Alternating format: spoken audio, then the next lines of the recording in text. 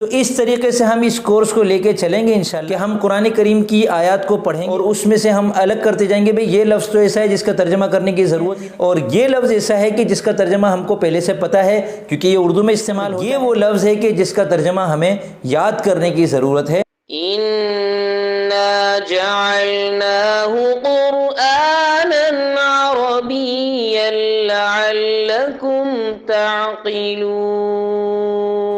بسم اللہ الرحمن الرحیم، السلام علیکم ورحمۃ اللہ وبرکاتہ۔ میں محمد اسامہ سرسری۔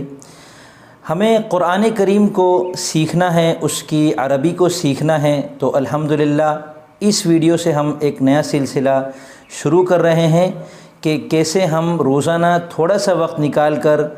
ان ویڈیوز کو دیکھ لیں اور اس تھوڑے سے وقت میں ہم قرآن کریم کی عربی کو اور قرآن کریم کو مزید سمجھنے لگ جائیں۔ قرآن کریم میں الفاظ کا جو ذخیرہ ہے تقریباً 80,000 کے لگ بھگ الفاظ ہیں، تو اگر ہم یہ چاہتے ہیں کہ یہ تمام الفاظ ہمیں اچھی طرح سمجھ میں آ جائیں اور ان کی جو عربی ہے وہ بھی ہمیں سمجھ میں آ جائے، تو اس کے لیے میں نے جو کافی غور کیا اور میں اس نتیجے پہ پہنچا کہ قرآن کریم میں جتنے بھی الفاظ ہیں ان کی ہم 3 قسمیں بنا لیتے ہیں۔ پہلی قسم تو ان الفاظ کی ہے کہ جن کا ترجمہ ہوتا ہی نہیں ہے، جیسے الف لام میم، ہا میم، قاف، صاد، اور جیسے اعلام یعنی جو کسی انسان کا یا کسی فرد واحد کا جو نام ہوتا ہے، جیسے اللہ، محمد، جبریل، میکال، ابراہیم، اسماعیل، اسحاق، یعقوب وغیرہ۔ تو قرآن کریم میں ایک تو بہت بڑا ذخیرہ ان الفاظ کا ہے کہ جن کا ہمیں ترجمہ کرنا ہی نہیں ہے، تو یہ تو ہو گیا ایک حصہ ایسا کہ جس کو سمجھنے کی ضرورت ہی نہیں ہے۔ دوسرا حصہ قرآن کریم کے ان الفاظ کا ہم لے لیتے ہیں کہ جن کا اردو ترجمہ ہمیں پہلے سے پتہ ہے۔ وہ کیسے؟ کیونکہ وہ الفاظ جو ہیں وہ اردو میں استعمال ہوتے ہیں، یا اردو میں اگر وہ کم استعمال ہوتے ہیں تو ان کا جو ترجمہ ہے وہ زیادہ تر لوگوں کو پتہ ہے۔ جیسے حمد تعریف کو کہتے ہیں، رحمان الرحیم سب کو پتہ ہے کس کو کہتے ہیں، رسول پیغمبر کو کہتے ہیں، قبل، بعد قبل پہلے کو کہتے ہیں، بعد کو کہتے ہیں، لہٰذا کا مطلب ہے اس لیے، ہذا کا مطلب ہے یہ، حامل ہذا کو مطالبے پیدا کیا جائے گا، نوٹ پہ لکھا ہوا ہوتا ہے۔ تو ایسے بہت سارے الفاظ ہیں قرآن کریم کے اندر جو اردو میں استعمال ہوتے ہیں، تو لہذا ان کا ترجمہ ہم کو مزید سمجھنے کے لیے محنت کرنے کی ضرورت اتنی زیادہ نہیں ہے۔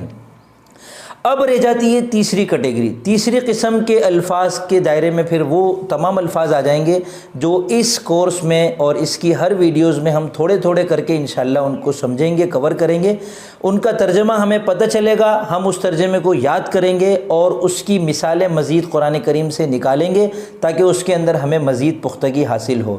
تو اب اس کی پھر ہم 2 قسمیں اور بنا لیں گے۔ ایک وہ لفظ ہے کہ جو بار بار عربی زبان میں استعمال ہوتا ہے، تو اب جب ایک مرتبہ اس کا مطلب ہمیں پتہ چل جائے گا تو بار بار اس کا مطلب بتانے کی یا اس کا مطلب یاد کرنے کی ہمیں تکلیف نہیں اٹھانی پڑے گی۔ دوسری قسم کے پھر وہ الفاظ ہیں کہ جو کثرت سے استعمال نہیں ہوتے۔ کثرت سے استعمال ہونے والے الفاظ جیسے من کا مطلب ہے سے، فی کا مطلب ہے میں، علا کا مطلب ہے پر، تو یہ لام زیر لی کا مطلب ہے کے لیے، با زیر بی کا مطلب ہے ساتھ، تو یہ بہت زیادہ استعمال ہونے والے الفاظ ہوتے ہیں۔ اور جب ایک مرتبہ ہم نے سمجھ لیا کہ ذالکہ کا مطلب ہے وہ اور ہذا کا مطلب ہے یہ، تو اب بار بار اس کو دہرانے کی یا اس کے اوپر محنت کرنے کی ہمیں ضرورت نہیں رہے گی۔ اس کے بعد پھر وہ الفاظ آ جائیں گے کہ جو کم استعمال ہوتے ہیں اور ان کو ایک دفعہ ان کا ترجمہ ہمارے سامنے آ جانے کے بعد ہمیں دوبارہ بھی ضرورت پڑے گی کہ بھئی اس لفظ کا کیا مطلب تھا، پتہ نہیں مجھے بتایا تو گیا تھا، قال کا مطلب ہے اس نے کہا، اب دوبارہ جب قال آیا تو ہمیں سوچنا پڑے گا کہ اس کا مطلب اس نے کہا یا اس نے کہا تھا یا وہ کہتا ہے، اس کا کیا ترجمہ تھا۔ تو یہ ایسے الفاظ ہیں، لیکن اس میں بھی بہت زیادہ آپ کو محنت کرنے کی ضرورت نہیں پڑے گی۔ جب 2 3 مرتبہ 4 مرتبہ وہ لفظ ہمارے سامنے آ جائے گا تو پھر ہمیں انشاءاللہ وہ یاد ہو جائے گا۔ تو اس طریقے سے ہم اس کورس کو لے کے چلیں گے انشاءاللہ کہ ہم قرآن کریم کی آیات کو پڑھیں گے اور اس میں سے ہم الگ کرتے جائیں گے، بھئی یہ لفظ تو ایسا ہے جس کا ترجمہ کرنے کی ضرورت ہی نہیں ہے، اور یہ لفظ ایسا ہے کہ جس کا ترجمہ ہم کو پہلے سے پتہ ہے کیونکہ یہ اردو میں استعمال ہوتا ہے، اور یہ وہ لفظ ہے کہ جس کا ترجمہ ہمیں یاد کرنے کی ضرورت ہے۔ پھر اس میں سے یہ وہ قسم ہے جو کثرت سے استعمال ہوتی ہے، اس کو ایک مرتبہ اپنی کاپی پہ لکھ لیں الگ جگہ پر،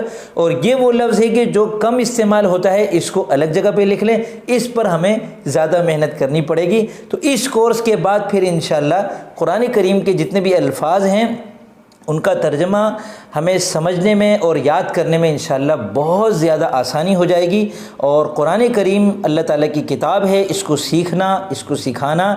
یہ سیکھنے سکھانے والوں کو اللہ تعالیٰ نے، اللہ کے رسول نے خیرکم قرار دیا ہے کہ بہترین لوگ وہ ہیں جو قرآن کریم کو سیکھتے ہیں اور دوسروں کو سکھاتے ہیں۔ تو یہ نیت کریں کہ اس کورس میں آپ میرے ساتھ شامل رہیں گے، اور جو یہاں سیکھیں گے وہ اپنے علاقے میں، اپنے گھر میں، اپنے خاندان میں، اپنے دوستوں میں سب کو انشاءاللہ سکھائیں گے۔ تو اب میں اجازت چاہتا ہوں، انشاءاللہ جلد ہی حاضر ہوتا ہوں پہلی قسط کے ساتھ، کہ جس میں ہم انشاءاللہ سورہ فاتحہ سے شروع کریں گے۔ تو سورہ فاتحہ میں انشاءاللہ ہم اگلی ویڈیو میں اس کے تمام الفاظ کو ایک ایک کر کے سمجھیں گے۔ السلام علیکم ورحمۃ اللہ وبرکاتہ۔